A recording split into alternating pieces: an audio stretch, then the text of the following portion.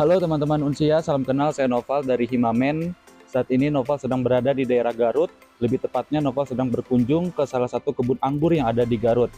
Nah, saat ini saya sedang bersama dengan inisiator dari kebun anggur. Saya ingin berkenalan lebih dulu ya. Kalau boleh tahu namanya siapa? Ya, Pak Kali Oh, kira-kira enak dipanggil Akang atau Aan? silakan saja. Siap. Ya, Kang, izin ya, saya ingin bertanya-tanya nih perihal dari Garut Grape Garden ini ya. Jadi saya ingin bertanya, kira-kira sudah berapa lama ya memulai usaha budidaya anggur ini? Kalau untuk di budidaya anggur ini awal mula kita pas COVID ya. Tapi itu masih perorangan pribadi. Cuman kita masuk tahun 2021 dan barulah membentuk tim di sini yang beranggotakan 4 orang. Nah, eh, dari sekian banyak bisnis atau dari sekian banyak usaha, kenapa Akang ini memilih untuk budidaya anggur? Jadi waktu dulu kan saya lihat potensinya di ketahanan pangan, khususnya di bidang pertanian yang di anggur ternyata masih sedikit. Makanya saya langsung berinovasi untuk membuatlah agrowisata kecil-kecilan yang kita buat di sini dengan 4 orang, berjumlah 4 orang anggota. Kita buat di sini dari 2021. Alhamdulillah ternyata sangat banyak peminatnya kayak gitu. Siap. Lalu kalau boleh saya tahu, kira-kira berapa ya untuk modal awal dari usaha anggur ini? Kalau untuk modal awal itu tergantung dari lahan, daerah, sama bahan rangka yang kita pakai.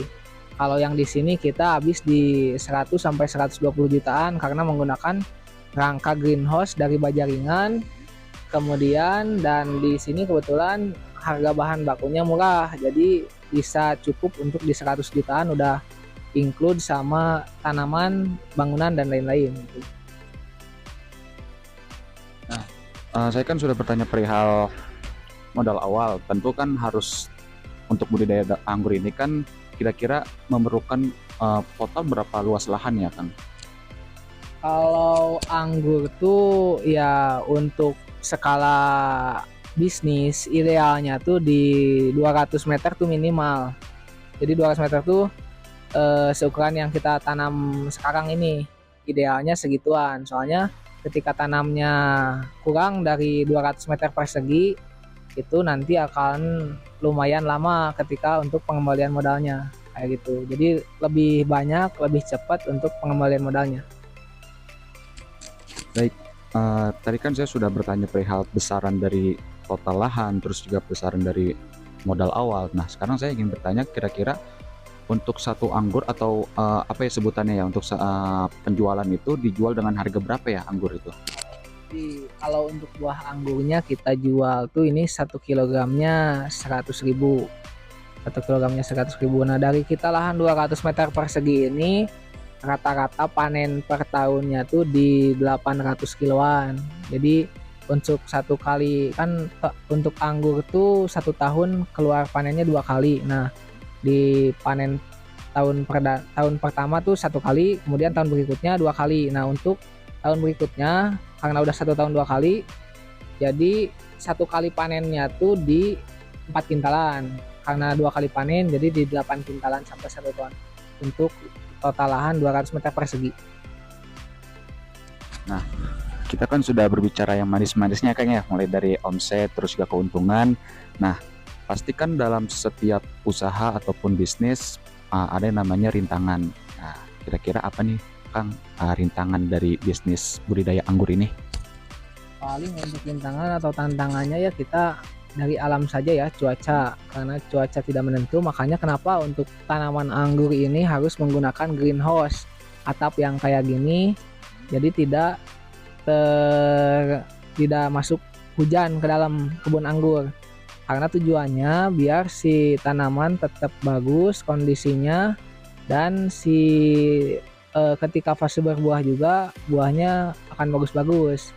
Beda halnya ketika kita tidak menggunakan atap plastik UV kayak gini, dikala datang musim hujan biasanya bunga-bunga kadang rontok atau air yang dalam media tanam anggur ini tidak terkontrol sehingga menyebabkan tanaman berjamur. Baik, itu kan rintangan dari segi alam ya Kang. Nah, kalau ada nggak sih rintangan, ini kan karena tanaman. Biasa kan kalau di tanaman itu ada namanya hama ya. Kira-kira untuk tanaman anggur ini, apakah ada rintangan dalam menghadapi hama ya, sorry. Ataupun sekalipun ada hama, bagaimana cara untuk mengatasi hama-hama tersebut Kang? Kalau hama itu jelas ya, setiap tanaman pasti ada banyak hamanya, baik dari serangan hama ataupun jamur. Nah, ketika ada serangan hama, kita biasa pakai obat-obatan kimia ataupun organik. Dan itu tergantung yang menyerangnya apa, misalkan serangga atau tungau atau kutu-kutuan. Nah, itu baru ada obat-obatan tertentu yang bertujuan untuk supaya si hama tersebut pindah ke tanaman lain ataupun bisa juga sampai si tanaman tersebut mati gitu. Nah, kita kan sudah membahas tentang hama, Akang juga sudah menjelaskan. Terus saya ingin bertanya, kira-kira ciri-ciri anggur yang apa namanya, kan kalau di tanaman itu sebutan genjah ya Kang ya. Kira-kira sebutan jenis-jenis ciri-ciri anggur yang genjah dan perawatan yang mudah itu apa aja ya?